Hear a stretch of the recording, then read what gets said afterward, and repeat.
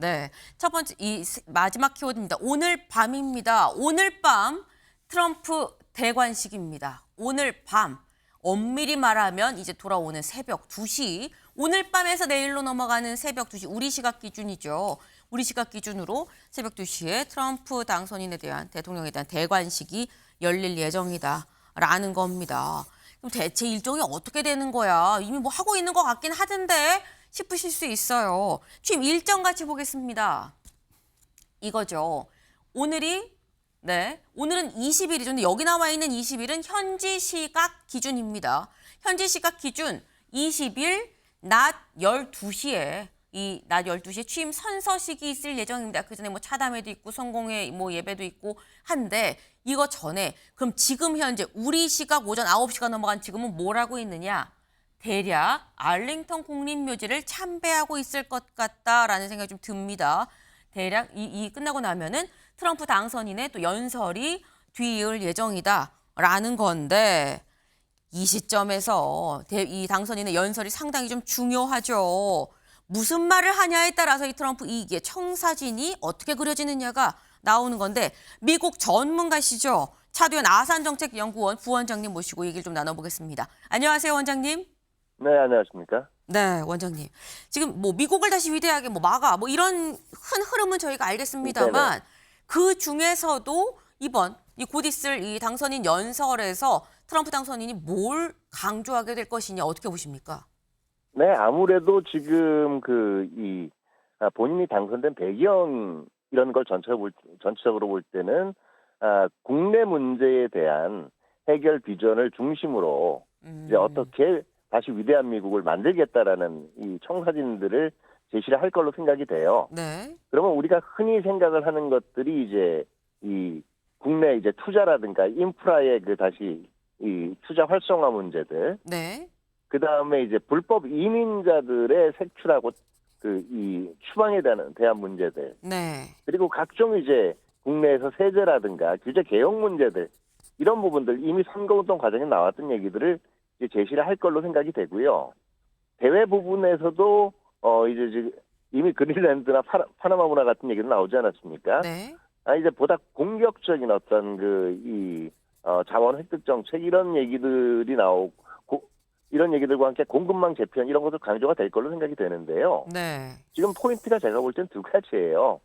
지금 뭐 그동안 트럼프 대통령 당선인 이제 정확하게 얘기하면은 내일 새벽으로는 정식으로 대통령이 되는 거죠. 그렇죠. 예, 그 정책 방향을 예측을 하는 데 있어서 뭐 국내에서 이거 보도되는 거 가지고 지금 우리 쪽에서도 서로 어떻게 보면 조금 자기 쪽에 유리한 해석들을 계속 하고 있는 거거든요. 지금까지 한두 편의 단편적인 이 언급을 가지고 사실은 쉽게 얘기할 수는 없습니다. 다만 이 취임사라는 것 자체가 상당한 이제 비전 제시 중심이기 때문에 네. 두 가지 포인트를 보시면 재미있을 것 같아요. 첫 번째는 기존의 이 흥미를 가지고 있던 주요 쟁점들, 특히 우리 같은 경우에는 동맹이라든가 대북 협상, 우크라이나 전쟁 이런 문제들이 반복돼서 언급이 됐느냐? 그러면 이거는 우연히 네. 던져본 얘기가 아니라는 얘기예요. 네.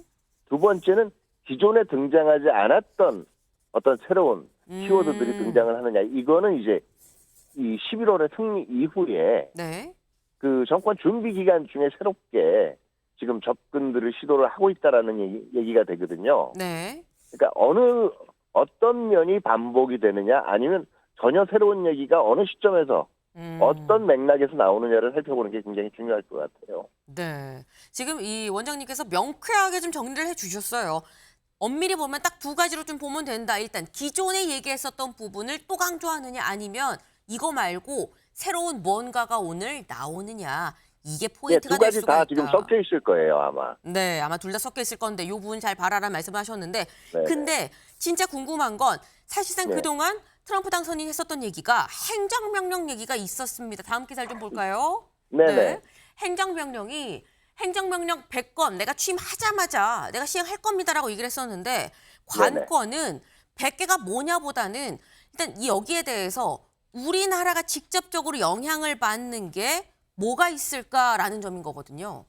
네, 지금 익제큐티브 오더 같은 경우에는 지금 어쨌든 일단 한번 발령이 되고 나면은 이게 네. 위헌이라든가 예산상의 문제가 걸리지 않고는 앞으로 트럼프 행정부 임기 동안은 내내 시행이 된다라고 봐야 되는 거거든요. 네. 그러면 우리가 가장 관심을 가질 수 있는 부분은 보편 관세 부분들. 그동안 뭐 계속 얘기한 게 그 10에서 한 25% 최대까지 그 블랭킷 태립, 보편 관세를 매길 거라고 얘기를 했었잖아요. 네. 이 부분들에 대한 것들이 있고 두 번째가 이제 인플레이션 감축법, 음. IRA에 따른 그 각 분야에 특히 우리 같은 경우는 배터리죠. 보조금의 폐지 또는 보조금의 대거 감축 같은 걸 얘기할 걸로 생각이 되는데 이 부분에 대해서는 조금 우리 기업들도 이 주시를 할 필요가 있을 거예요. 우리한테 직접적인 영향이 되기 때문에. 다만 이게 이제 지금 국내의 어떤 그 각종 인프라라든가 또는 국내의 각 기반의 네. 건설 기반들 확대 같은 것들은 또 우리 기업들한테는 기회의 문이 열리는 걸 수도 있기 때문에 너무 이제 지금 100대 행정명령 그리고 이걸 한날 한시에 쏟아내지도 않을 거고요. 네. 우려 일변도로만 볼 필요는 없을 것 같아요. 제가 보기에는. 아하, 그렇군요. 꼭 우려의 시각으로 볼 건 아니다. 하나하나 좀 나오는 걸 보면서 대응할 수 있는 거고 큰 그림은 대략적으로 나오지 않았느냐라는 말씀을 또 주셨습니다.